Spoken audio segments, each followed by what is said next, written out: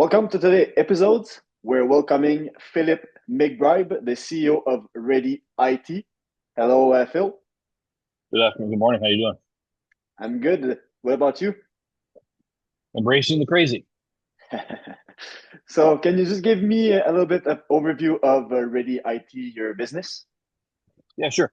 I started what is now known as an MSP in March of 2000. Just after the dot-com bust, when everyone realized that people who were in the dot-com business weren't actually technical people. Um, and found a need, like the need for outsourced IT has been around since about 2000, 2001, when everyone started to realize that staffing IT was extremely expensive and really hard to keep people because IT guys got really bored working in the same environment all the time, and employers didn't provide them that much of a challenge unless they were a much larger, like unless it was like a much larger organization. Hmm, Um, from there, my customer base has always been Southern Ontario. I also have customers in Alberta and Quebec.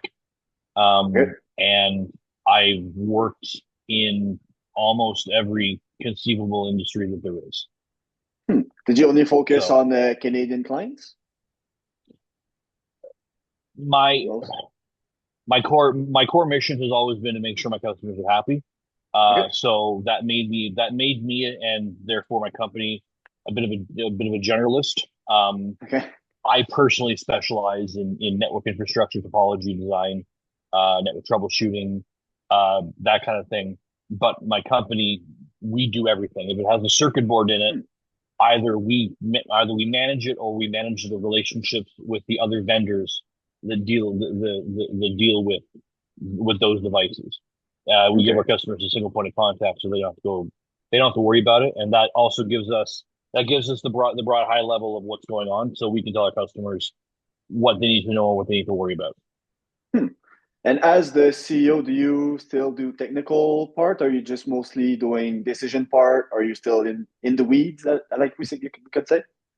I uh, I am still in the weeds. Okay. Ready IT acquired a company called Fossey Consulting in late 2023, Okay. and which rapidly expanded our customer base and our revenue stream.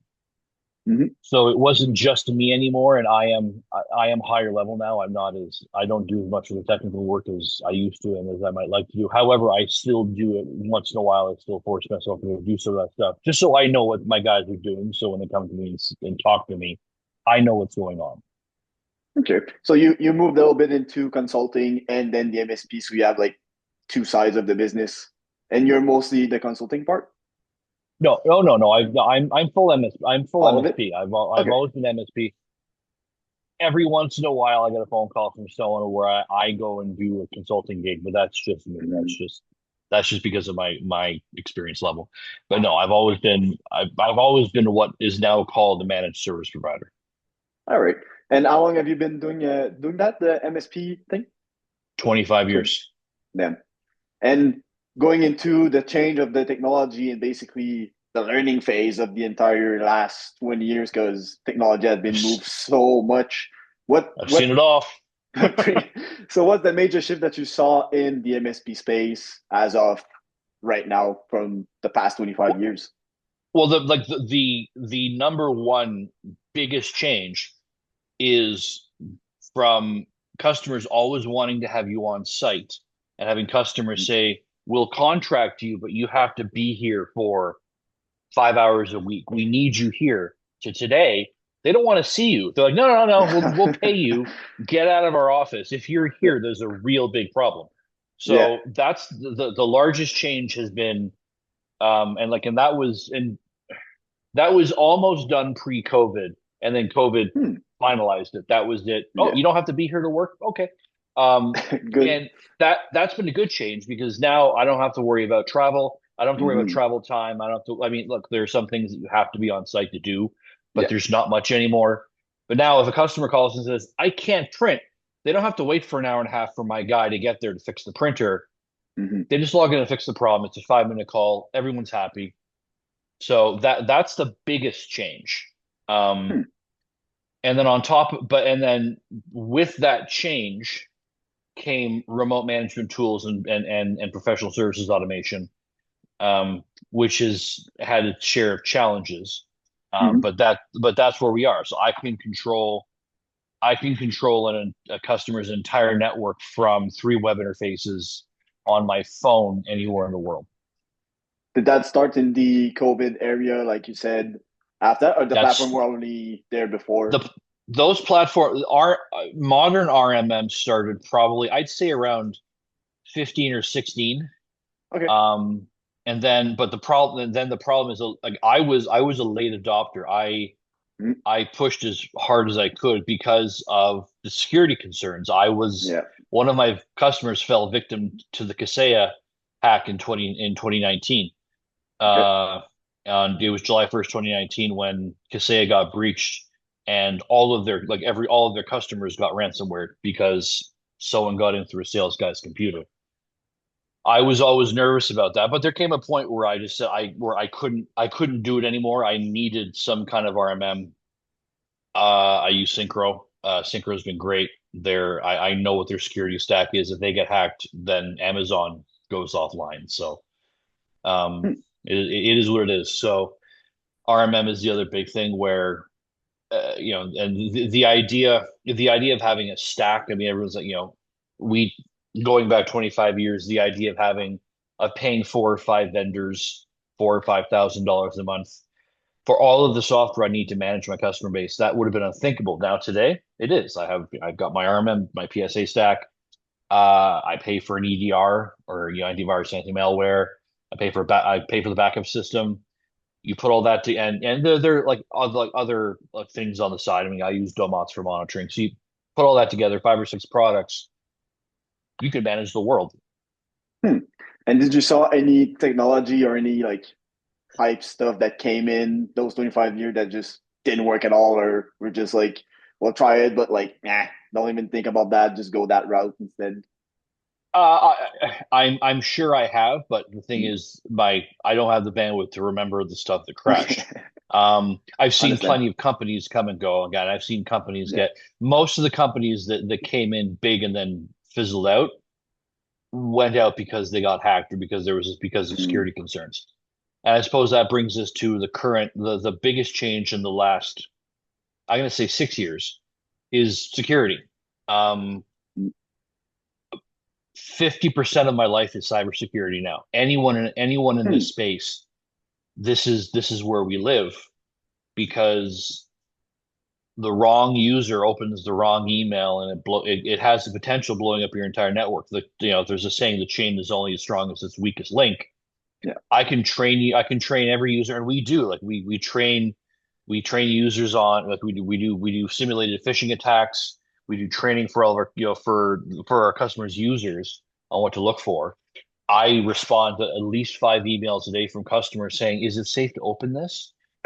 But it just takes one person Yeah. open that email and execute that file and blow an entire file share away, and I have to spend the next 2 days back restoring from backup. So 30 to 50% of my life is making sure that everything is secure and making Mhm. sure that I have three image backups of everything so that if it goes down and someone does something stupid, I can just send everybody home and wipe the network and restart from scratch. And Hmm. that's basically these days all you can do to be safe. Have you seen any maybe danger with maybe AI implementing in businesses where people will be like, oh, the AI's, I don't have to think about that. It's only public. Like I'll just put whatever I want in there and just it's easy, no cybersecurity with it, and then blow out the company or something. I have well, look. AI is obviously is has been a concern of mine just from a business point of view. Am I going to be able to maintain this line of business for the next 10 or 20 years until I decide I'm ready to go live in the woods and never talk to anyone again, which is what Yeah. this business does to people. Um, Yeah. I'm not that concerned because it hasn't happened with my customer base yet, but I'm a member of a group of small MSP owners in Southern Ontario, anywhere between, let's say, revenues between, say, $500,000 to $2 million. One, two, three, four-man shops. So we have breakfast every month. And I had one of them share a story of one of their customers trying to do something with AI on a server and blowing it up completely. Oh, Um, they're still using AI to fix things is today still the same as using Google to find a solution for something. mhm. I can do it because I understand the context of what I'm reading and of what the AI is telling me to do. The average user who doesn't is could get into trouble. Is that going to change? I can only assume AI is going to get better, but also a lot of the attitudes that I'm encountering from people I talk to, my customer base, people in general, is that people are very, very nervous about having the machine maintain the machine. Yeah. As long as that attitude sticks around, I think I'm okay. And I think we're all okay. And Mhm. I think that's a good attitude to have. Mhm. And do you see the conversation being more towards cybersecurity or more towards AI with businesses wanting an MSP, basically? Uh, right. I'd say it's half and half. Just Half and half? hey, Okay. I can get ChatGPT for $50. I don't need to pay my ISP anymore. And well, Yeah. there are two things here. Yeah. Um, at least in Canada, and I have to believe that this is the same in the United States and the UK and so the rest of the G7. Um, you basically you have to prove you have an MSP or an IT department to get basic CGL or EOL liability insurance for business now. Like Hmm. any insurance form that you get now says, "Oh, here's a page about cyber. Tell us about your data. Tell us about how often it's backed up. Are you storing any sensitive data? If you're in healthcare, is it are you HIPAA certified? And if you don't fill that out right, your premiums either triple or your insurance company says we can't insure you. Um, Hmm. so that's also been an interesting part of the business because we're no longer nice to haves. If you don't have us, you can't do business. You can't Hmm. transact. So we're almost an essential service now. Hmm. Take that to AI. I the insurance companies aren't won't accept that you have AI as your MSP because then they Huh. can't sue anybody. It's the same as having an autonomous car. Autonomous Yeah. cars aren't legal yet because who are you going to sue? Hmm. And it all comes down to insurance. So Hmm. that's on the MSP side of things. On the cybersecurity side of things, it's also insurance is also like the insurance companies are also looking at like, same thing. Who holds the liability for when something goes wrong? Hmm. Um, at the end of the day, all of this can be boiled down to liability insurance and lawyers because insurance companies and lawyers just destroy everything good and holy. Are those been insurance policies that came in like a couple of years ago, or has it been there for like the entire It's last been 25 years? uh, Intact is I believe it's Intact is Canada's largest national Okay. underwriter of everything. And Okay. Intact has been bringing this in slowly since about 2017, 2018. Okay. I was kind of involved in I was involved in, kind of on the outside with a company who was like transacting like large transaction business, like seven, eight, nine figures USD. So I was involved in a very tertiary role, like as a third party consultant. But Hmm. as I started to see these questions being asked, and as time has gone on, it's because it's not just the big companies anymore because the smaller companies keep getting hit Hmm. there's an economic consequence. Hmm. So, and because if you get hit, people were before cyber was a thing, a business would make an insurance claim, and then the insurance companies realized, wait a second, this is becoming more prevalent. So then the insurance companies said, okay, they need to mitigate risk. That's the whole purpose of being an underwriter. So Hmm. it became a more common thing, and now it's just part of doing business. Um, Even it skyrocketed during COVID because the whole world went virtual during COVID, and yeah, the bad guys came up pretty hard. for sure. And I think even for me, as my little background in the military, I got out in 2020, and I think 2020 Good timing. we just started to do cybersecurity in the trade that I was in. They just opened that trade in the military because Well, of all the CMCN, absolutely. I mean, those guys. That guy, I have connections to the Jimmies. Absolutely, yeah, that's become a big problem, yeah, especially at Ottawa Command. So yeah. So I it's was and it's a giant. It's and like NATO, look, the military is way above either of our pay grades, Mhm. but what they're doing in NATO, but however, what starts in the military eventually trickles down to all of us. So what's Yeah, going on in NATO is something that a lot of people watch to see what's going to happen in the private sector in, say, the next 4 or 5 years. absolutely. And is there any like hard or challenges that bring from the insurance policy or everything for you to like change your systems into the businesses? Do they bring it like structure that you have to follow now that basically change everything on your part or No, so insurance companies okay. haven't started to mandate you must do this Mm. because if they do that, then they're liable, and they're not going to Okay. go that far. What the insurance company wants to know, like they want to know if you have taken reasonable steps to protect yourself.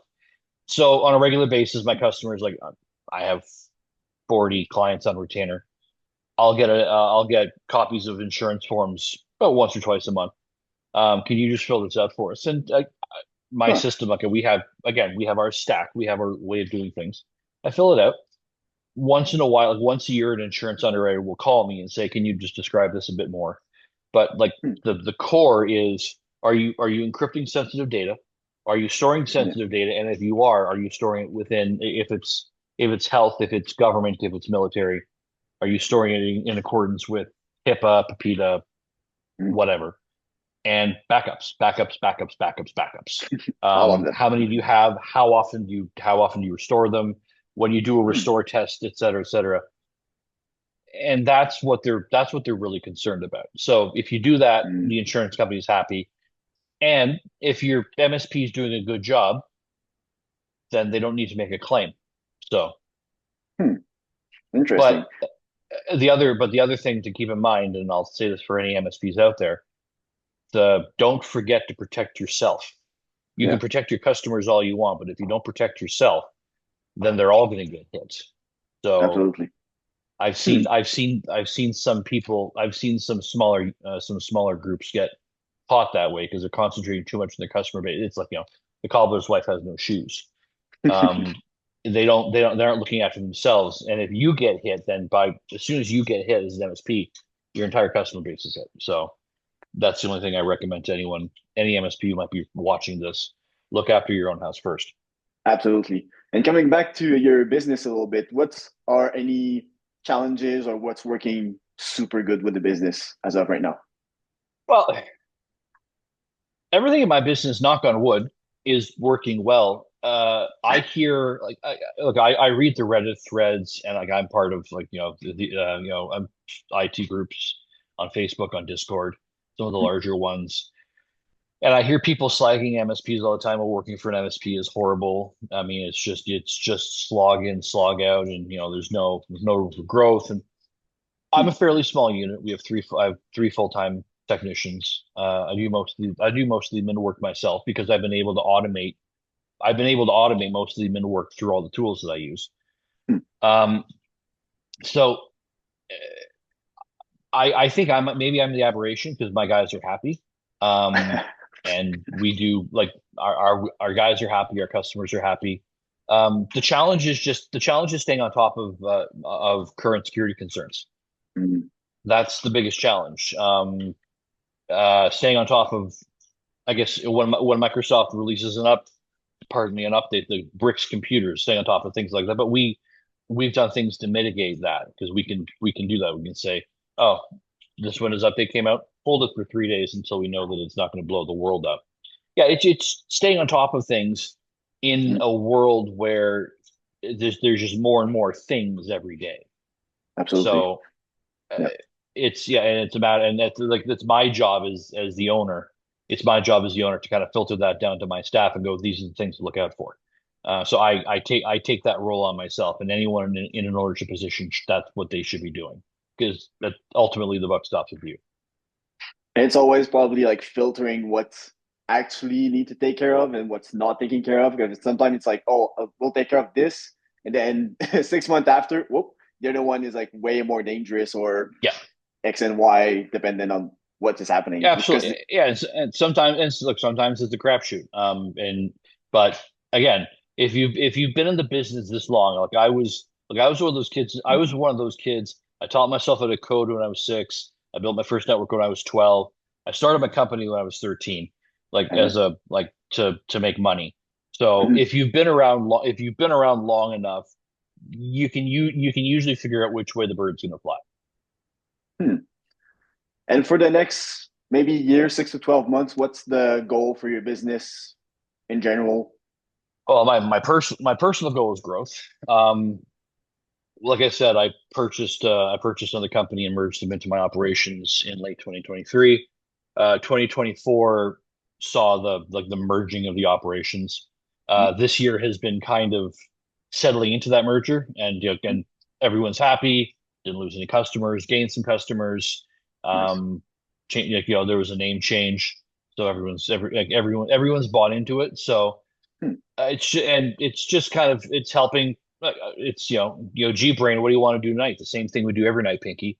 Make sure our customers are happy, and Yeah. make sure that people keep paying the bills, and make Hmm. sure that everyone's safe. That's the job. Um, and if you keep doing that job, people will refer you, and you'll get more business. Absolutely. Because I have found I have never been able to get business other than through referral in this sector. It's not. I don't think it's possible. Cold calling salespeople. It's and Hmm. it's too much of a trust business. You bring on an MSP, you're giving them the keys to your kingdom. Hmm. So the only way you're going to get that business is by being referred by someone that the person trusts. So Hmm.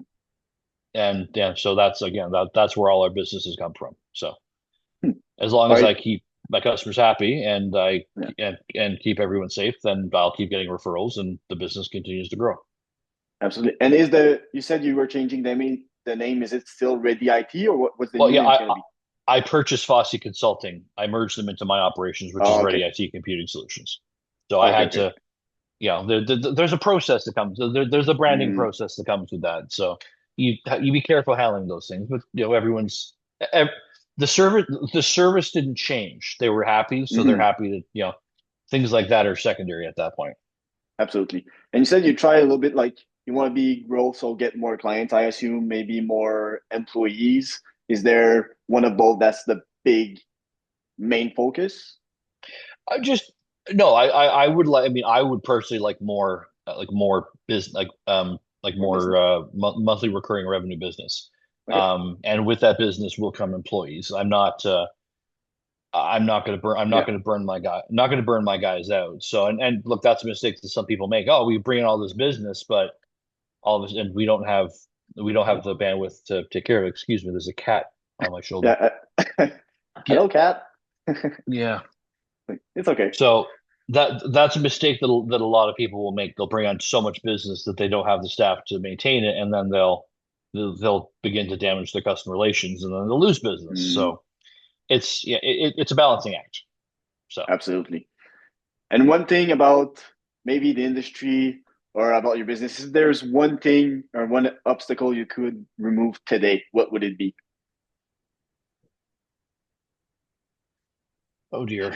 Um, You can say more than one. I'm just asking for one, but you can go with more than one. Microsoft Microsoft screwing with 365. That would probably be the big one. Okay. Stop pushing updates that brick it. Stop screwing with the licensing. So we have to explain to Mm, customers every 2 years why they have to spend more and why the licensing changes.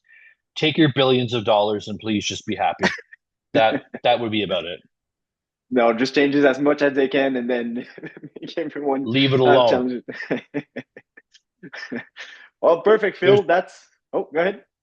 no. I'm just saying, if it ain't broke, don't fix it. Pretty much. Well, so thank you, Phil. That's going to be it for the podcast. Really like your time here. Is there anywhere that people can join you or talk to you or reach your website or anything? Well, my website's perpetually under construction. But if you'd like to talk to us if you'd like to talk to us, if you'd like us to look at anything you look at your company. If you think that there's a need that we can fill, you can email support@readyit.ca, and we'd be more than happy to take care of you. Perfect, Phil. So that's it. Thanks for your time. Really appreciate everything. No problem. Have a great day. Perfect. Thank you.